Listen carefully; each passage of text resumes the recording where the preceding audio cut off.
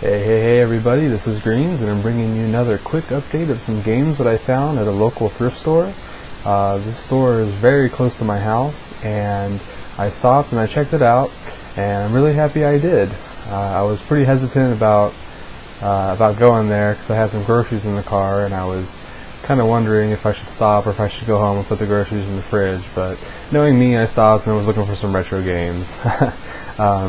But anyway, let me share with you the games that I was able to find.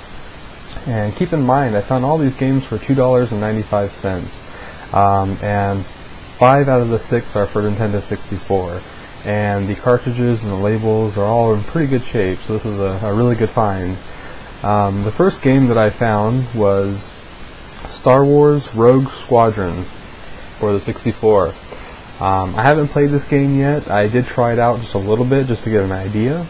It does seem pretty cool. You fly around, shoot enemies that are in the air and on the ground, and you have to do missions and objectives and save the base from blowing up, stuff like that. So it seems like a pretty fun game.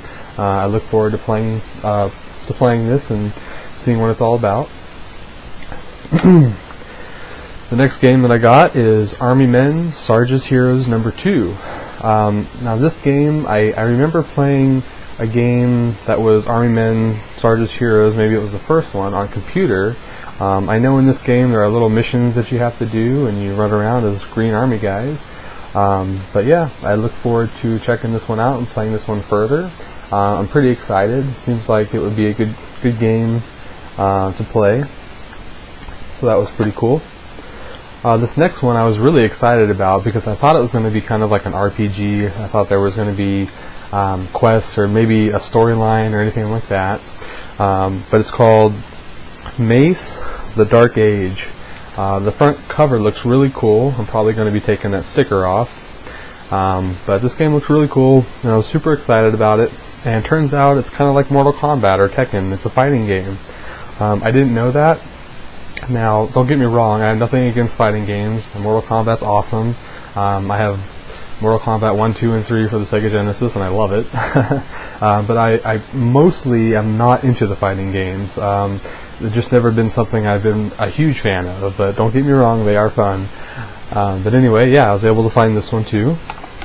And this next one, don't give me too much criticism for, hopefully, but it is Pokemon Snap. And I figured, well, it's $2.95 for this game. It's retro, could be fun. Let's check it out. Why not, right? I have more embarrassing games that hopefully I'll review later, so maybe this one won't turn out to be so bad. But yeah, it was there, and I decided to buy it for less than $3. Why not, right? And this last game I think is the biggest steal that I found. I was able to find Banjo Kazooie for 64, the very first one. The cartridge is in very good shape. The label looks good.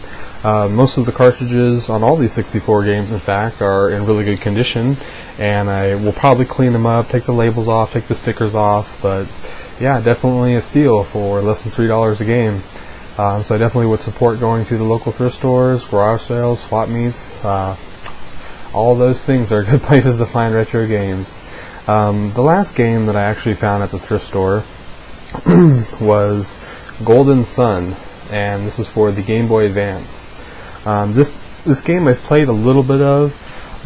It kind of has a Final Fantasy fight sequence where it's turn-based. You have people on your team, and you have to choose which person you want to attack, which enemy, stuff like that. And it's kind of an adventure game. You roam around, try to find your way out of the current city you're in, or look for the right path, stuff like that. I'm very interested in this game. Kind of has a blend of Pokemon and Final Fantasy feel to it, with the roaming and then the fight sequences. But it seems like a pretty fun game, and I'm actually playing this on my Game Boy Advance that I got from Best Buy when I worked there. This is actually the demo floor model that they used to use, and I got it for free. So, very happy about that. I figured, why not?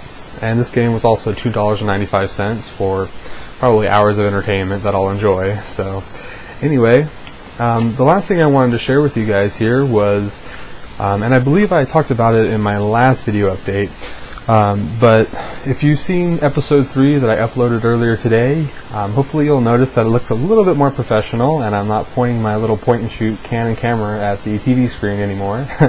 But the reason for that is because I was able to pick up this Dazzle video recorder that takes the input and then sends it directly to the computer via USB. This thing's pretty cool.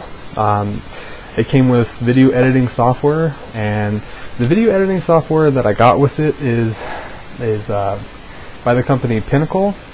And I've never really been too impressed with the Pinnacle software. I always thought it was very user-friendly, but it tended to freeze up a lot and be a very slow program for video editing, so I never really got into it. I've used it previously, and I've actually done some pretty cool things with it, but I kind of wanted to get software that I thought was a little bit better. Excuse me. And I went with, I believe, Sony Vegas. Can't really remember. Let's find out here. I know it was Sony software. Anyway, it was, I believe it was Sony Vegas, version 11. But anyway, yes, this Dazzle is definitely proving to be a lot easier than using my little point-and-shoot camera and pointing it at the screen and then having to capture the video off of the camera, put it on the computer, and all that stuff. So if you're interested in recording video gameplay, or taking footage off of VHS or any kind of input, basically that's the RCA or S-video, I would definitely recommend this. It's very easy to use.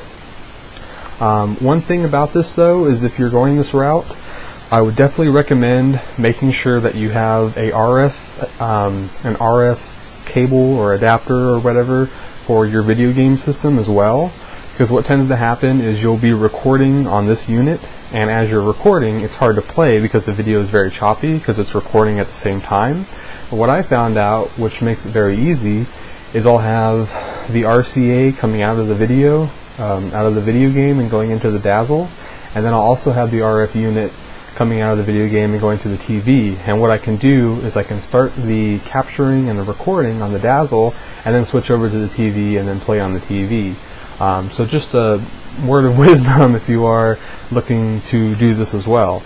But yeah, that's pretty much all I wanted to update you guys on, and I'm going to continue to keep looking for retro video games. I'm going to continue to make more episodes and more game reviews and more updates like this. So anyway, if you haven't subscribed to the channel yet, please make sure you do. And I can't say it enough, I strongly encourage you to leave comments and feedback about if you like it, if you don't like it, you know, again, be brutally honest and let me know. So anyway, hope you guys have a good night, and I'll catch you guys later.